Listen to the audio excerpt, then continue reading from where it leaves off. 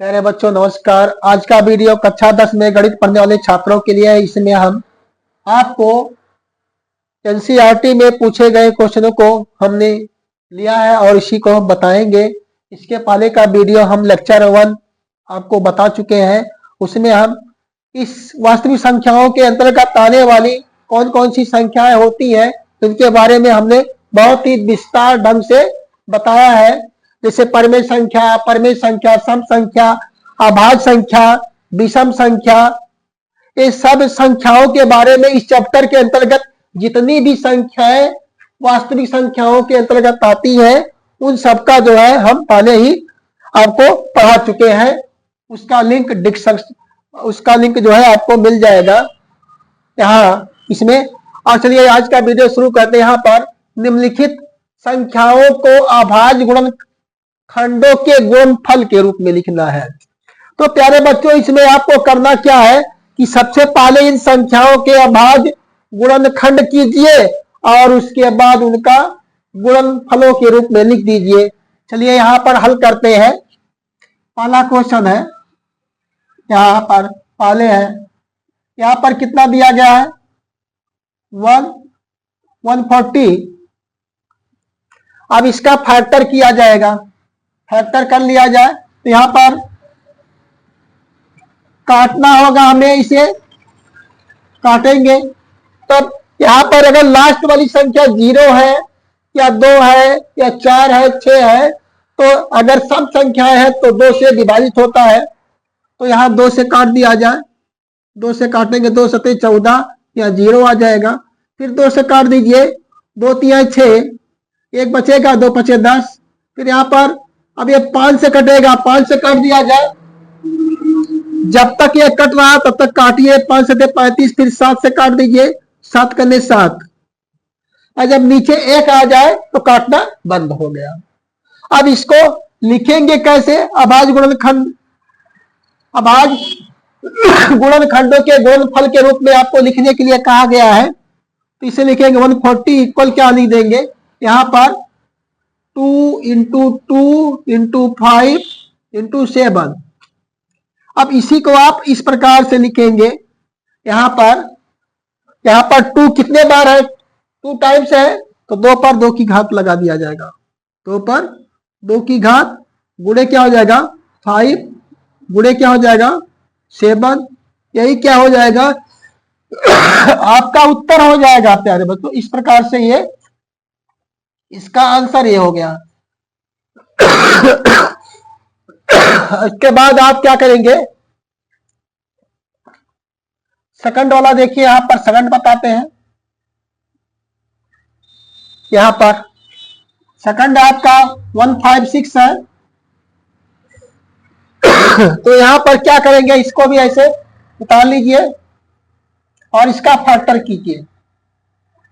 यहां पर देखो, यहां पर यह संख्या लास्ट वाली संख्या क्या है 6 है।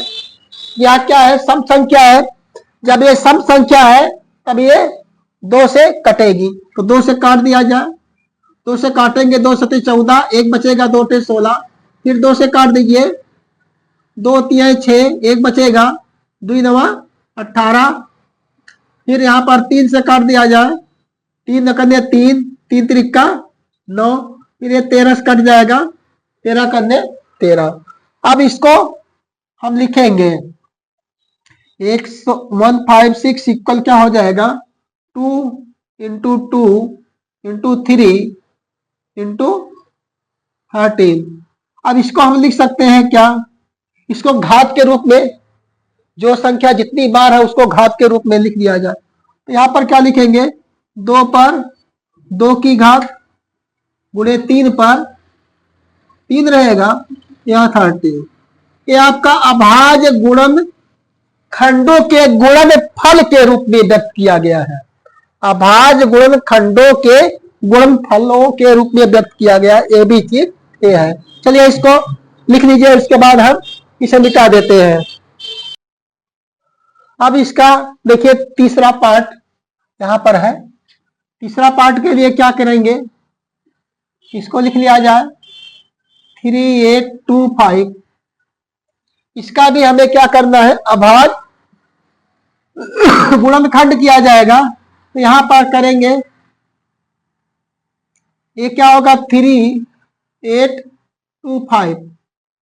सबसे पहले यहां पर देखेंगे क्या यह 3 से डिवाइडेबल है, तो 3 करने 3, 3 दूना 6 और 3 सत्ते का, यहाँ 3 से कट जाएगा, ये 3 से काट दिए, 3 करने 3 और यहाँ पर 3 दूना 6, 2 बचेगा, 3 सत्ते 21, 1 बचेगा, 3 पचे 15। इस प्रकार से इसे हम काटेंगे। हम काटेंगे इसको 3 से, फिर काट दिया जाए, 3 चौक 12, 3 चौक 12, फिर 3 दूना 6, 1 बचेगा, 3 पचे 15। अब इसे, अब ये 3 से नहीं कटेगा, ये अब यह 3 से नहीं कटेगा, तब काटेंगे हम ये 5 से काट देंगे। 5 अट्ठे 40, 2 बचेगा, 55 25 हो जाएगा। अब यहाँ पर फिर 5 से काट दिया जाए, 5 करने 5, यहाँ 3 बचेगा और 5 सत्ते 35, अब ये 17 से कट जाएगा, 17 करने 17। अब इसको हम लिखेंगे क्या, इस प्रकार से अभाज्य गुणन, यहाँ पर क्या, सॉरी यहाँ पर 3825। अब यहाँ पर 3 इंटू 3 इंटू 5 इंटू 5 इंटू 17, तो इसको लिखा जा सकता है 3 पावर 2 इंटू 5 पावर 2 इंटू 17। ये होगा आंसर आपका। इस प्रकार से इसका आंसर होगा। अब इसके बाद क्या है, फोर्थ पार्ट देखिए, यहाँ पर फोर्थ पार्ट बता रहे हैं। यहाँ पर क्या है, यहाँ पर फोर्थ पार्ट के लिए लिख लिया जाए 500, इसको भी ऐसे नोट करेंगे और गुणनखंड किया जाएगा। अब यहां पर लिखेंगे 5005। अब सबसे पहले हम यहां काटेंगे, इसको काट दिया जाए, 5 से काट दीजिए, या 3 से, देखिए 3 से कटता गया, 3 करने 3, 2 बचेगा, 3 से कटता रहा, फिर यहाँ पर 2 बचेगा, 3 से कटता नहीं, 3 से नहीं कटेगा, 5 से काट दीजिए, 5 से 5 के अंदर 5, 0 0, 5 के अंदर 5। और यहां पर अब ये कितने से कटेगा, या 7 से काट दिया जाए, 7 से अगर हम काटते हैं, 7 से काट दीजिए, 7 से कटेगा, 7 से काट दीजिए, तो 7 करने 7, यहाँ 3 बचेगा, 7 चौक 28, 2 बचेगा और 7 21। फिर यहाँ पर 7 से कटेगा नहीं, आप क्या कटेगा, ये 11 से, 11 से काट दीजिए, 11 करने 11 और यहाँ पर बचेगा 3, तो यह होगा 33, 11 33। अब ये 13 से कट जाएगा, अब यहाँ 13 से कटेगा, 13 करने 13। अब इसे हम लिखेंगे इस प्रकार से 5005 इक्वल क्या होगा, 5 इंटू 7 इंटू 11 और इंटू क्या होगा 13। ये इसके अभाज्य गुणनखंडों के गुणनफल के रूप में है, क्योंकि यहां पर कोई दो संख्या है, 2 बार नहीं है, इसलिए घात लगेगा नहीं, यही क्या हो जाएगा, आंसर हो जाएगा बच्चों। इसके बाद आपका 5वां पार्ट है, लिख लीजिए, उसके बाद हम इसे मिटा देते हैं। अब इसका 5वां पार्ट देखिए प्यारे बच्चों, यहां पर लिखा है 5वां पार्ट 7429। इसको हल किया जाए,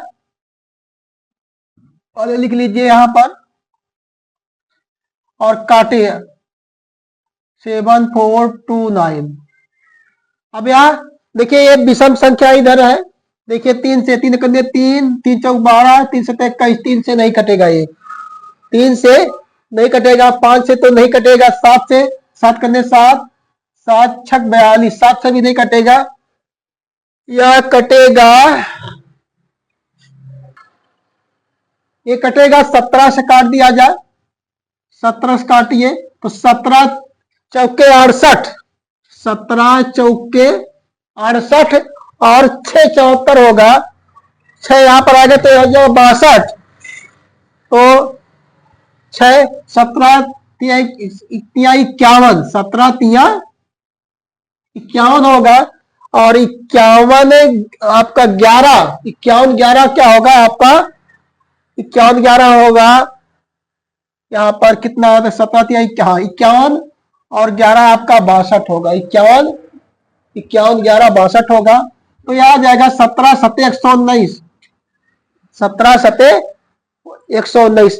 अब देखिए 13 से कटेगा, 13 तिया 39, 4 आएगा, 13 से नहीं कटेगा, ये कटेगा 19 से, काट दीजिए 19 से, 19 दूना 38 और 5 57, 19 से काट दिया जाए तो 19 दूना 38 और 38 5, 19 तिया 57, यहाँ 3 आ जाएगा, और यहाँ 23 से काट दीजिए, 23 अकन्या 23। इस प्रकार से इसके फैक्टर हो गए। अब यहाँ पर लिखेंगे हम 7429 इक्वल क्या लिखा जाएगा प्यारे बच्चों, अब इसमें कोई रिपीटेड नहीं है, इसलिए हम ऐसे डायरेक्ट लिख देंगे 17 इंटू 19 इंटू 23, यही क्या हो जाएगा, आंसर होगा प्यारे बच्चों। इस प्रकार से हमारा क्वेश्चन नंबर फर्स्ट सॉल्व हो गया।